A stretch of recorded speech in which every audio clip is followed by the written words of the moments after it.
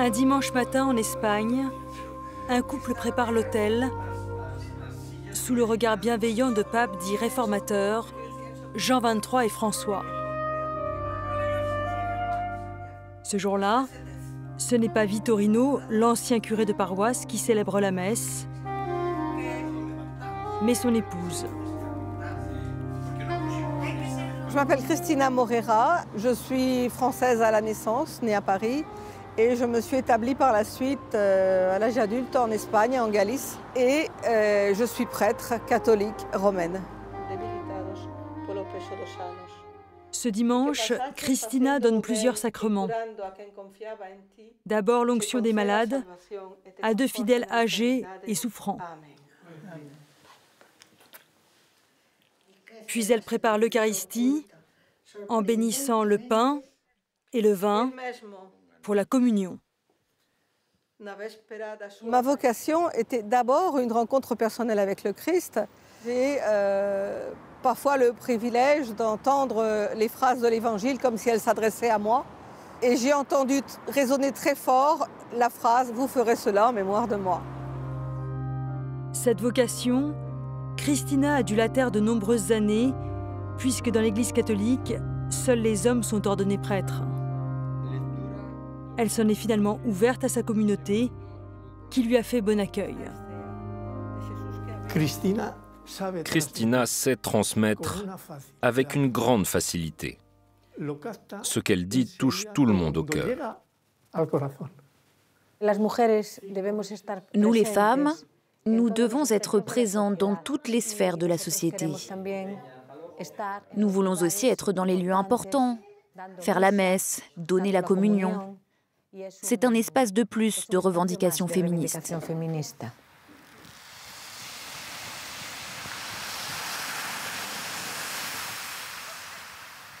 Après la messe, Cristina quitte ses fidèles et raconte comment elle a franchi la ligne rouge.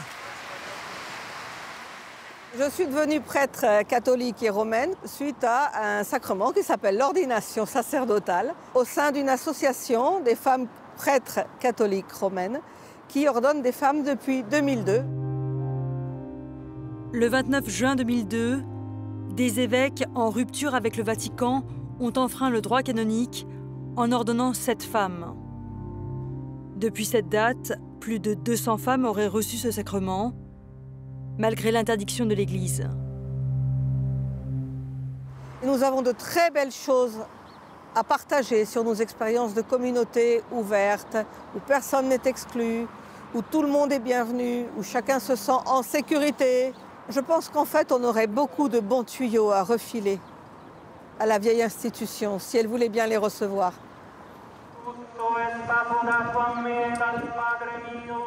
La place des femmes dans l'institution, c'est l'un des thèmes principaux du synode, cette grande réunion qui s'est ouverte en octobre dernier.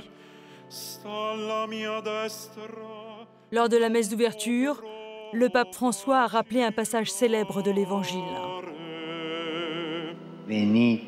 Venez, vous qui êtes fatigués et opprimés. Venez, vous qui êtes égarés et vous sentez loin de tout. Venez, vous qui avez fermé la porte à l'espérance. L'Église est là pour vous. L'Église dont les portes sont ouvertes à tous, à tous, à tous. Le pape a voulu ouvrir ce synode. Alors, pour la première fois dans l'histoire de l'Église, des laïcs sont invités à s'exprimer sur l'avenir de l'institution. Parmi eux, 54 femmes, dont la Libanaise Claire Saïd. C'est la première fois que les femmes votent et les fidèles laïcs votent. C'est la première fois. La méthode, elle est très intéressante. On est sur des tables rondes. On fait le premier tour, on parle comment on vit cette problématique. Le deuxième tour, ce qui m'a interpellée chez l'autre. Donc nous sommes dans une démarche vraiment très nouvelle pour l'Église. Une grande nouveauté, même si les femmes sont en minorité dans ce synode, qui compte 365 électeurs. Depuis le début de l'évangélisation, il y avait les femmes qui étaient là présentes. Et ces femmes qui ont beaucoup à donner. Moi, je trouve que, personnellement, c'est mon point de vue personnel, que je n'ai pas besoin d'être ordonnée prêtre ou d'exercer le sacerdoce pour que je vive ma mission de baptiser. Un point de vue partagé par la Française Anne Ferrand, qui attend aussi beaucoup de ce synode. Aujourd'hui, le risque, et on en hérite, le chemin derrière nous est long, est de continuer dans une église qui a une vision à peu près exclusivement masculine dans ses orientations, dans ses décisions. On attend des femmes un grand service et elles le font. Mais aujourd'hui, je suis témoin et je le vis régulièrement aussi. On voit la souffrance des femmes et on peut se demander est-ce que l'Église a bien écouté le cri des femmes comme elle écoute le cri des pauvres, le cri de la terre. À moins d'1 kilomètre de la place Saint-Pierre, des manifestants ont rendez-vous devant une église. À l'intérieur se trouve une relique de Marie-Madeleine qui, d'après les évangiles, aurait été la première à voir le Christ ressuscité. C'est cette grande figure chrétienne qui inspire les féministes de la Women's Ordination Conference, fondée en 1975 aux États-Unis. L'Église catholique, c'est vraiment l'exemple parfait de misogynie, de crainte et de cléricalisme. Et je crois que le Vatican a peur d'admettre qu'il s'est trompé pendant des siècles, en refusant aux femmes une place égale au sein de l'Église. Ils ont aussi peur de la voix des femmes et de leur pouvoir. Je crois que l'invitation du pape François à plus de collaboration entre hommes et femmes va atténuer cette crainte et faire comprendre que nous aimons l'Église et que nous voulons y contribuer pleinement.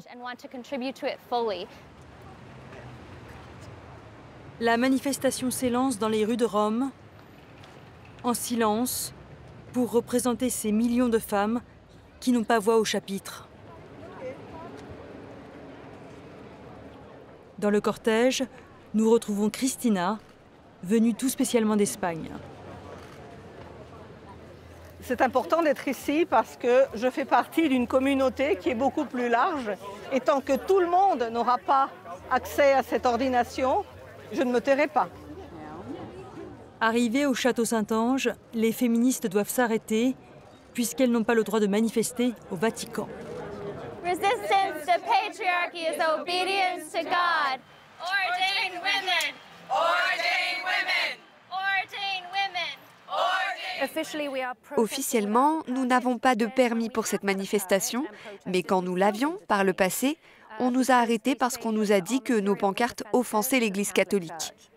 Ils ont une définition très large du mot offenser. Coucou les prêtres, ça va ?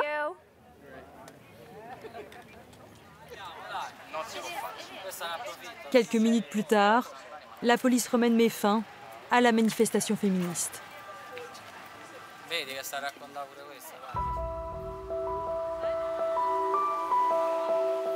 Féminisme en Église, c'est le nom du groupe qu'ont animé Adeline et Béatrice pendant 2 ans au sein d'une paroisse parisienne.